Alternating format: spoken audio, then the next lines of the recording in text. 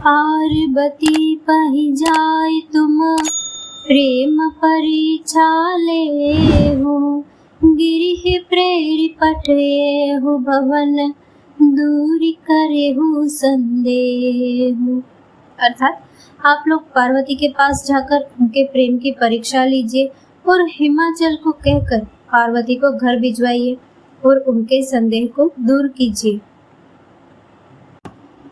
ऋषि न गौरी देखी तहाँ कैसी, मूर्तिमंत तपस्या जैसी, बोले मुनि सुनो शैल कुमारी, करहु कवन कारण तप भारी। ऋषियों ने पार्वती को कैसी देखा, मानो मूर्तिमान तपस्या ही हो। मुनि बोले, हे शैल कुमारी, सुनो, तुम किस लिए इतना कठोर तप कर रही हो? केहि अवराध होगा तुम चाहो, हम सन सत्य मरम किन कहूँ, कहत बचन मनु अति सकुचाई, हसी हहु सोनी हमारी जताई। तुम किसकी आराधना करती हो और क्या चाहती हो? हमसे अपना सच्चा भेद क्यों नहीं कहती? पार्वती ने कहा, बात कहते मन बहुत सकुचाता है, आप लोग मेरी मूर्खता सुनकर हंसेंगे। मनुहठ परा न सुनई सिखावा, चाहत बारी पर बीती उठावा, नारद कहा सत्य सोई जाना, बिन पंखन हम चाहे उड़ाना। मन ने हठ पकड़ लिया है, वह उपदेश नहीं सुनता और छल पर दीवार उठाना चाहता है। नारद जी ने जो कह दिया उसे सत्य जानकर मैं बिना ही पांख के उड़ना चाहती हूँ। देखहु मुनिया विवेक हमारा, चाहिए सदा शिव ही बरतारा। हे मुनियों, आप मेरा अज्ञान तो देखिए कि मैं सदा शिव जी को ही अपना पति बनाना चाहती हूँ। सुनत बचन बिहसे ऋषय, गिरि संभव तव देहा, नारद कर उपदेश सुनी, कहूँ बसेऊ की सुगेहा। पार्वती जी की बात सुनते ही ऋषि लोग हंस पड़े और बोले, तुम्हारा शरीर पर्वत से ही तो उत्पन्न हुआ है, भला कहो तो नारद का उपदेश सुनकर आज तक किसका घर बसा है?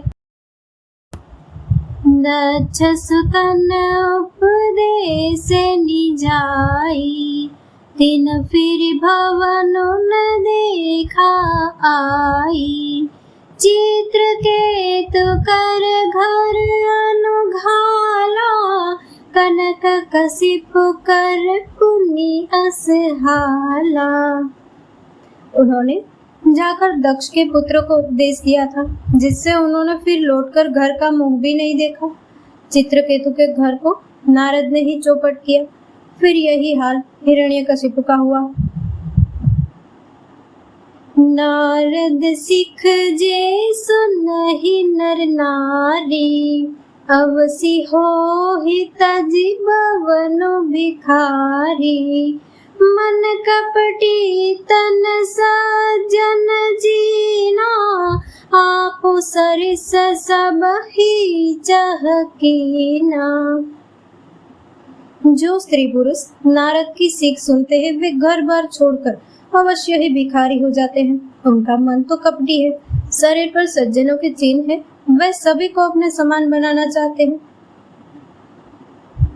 तेहि के वचन मानि विश्वासा, तुम चाहु पति सहज उदासा, निर्गुण निलज कुबेश कपाली, अकुल अगेह दिगंबर ब्याली।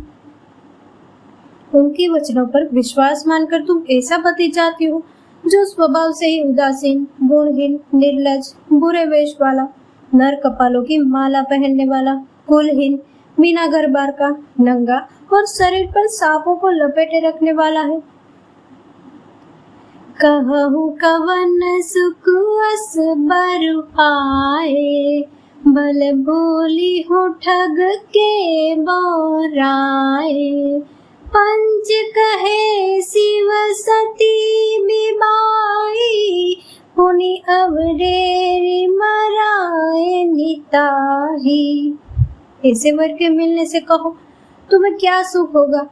तुम उस ठग के बहकावे में आकर खूब भूली।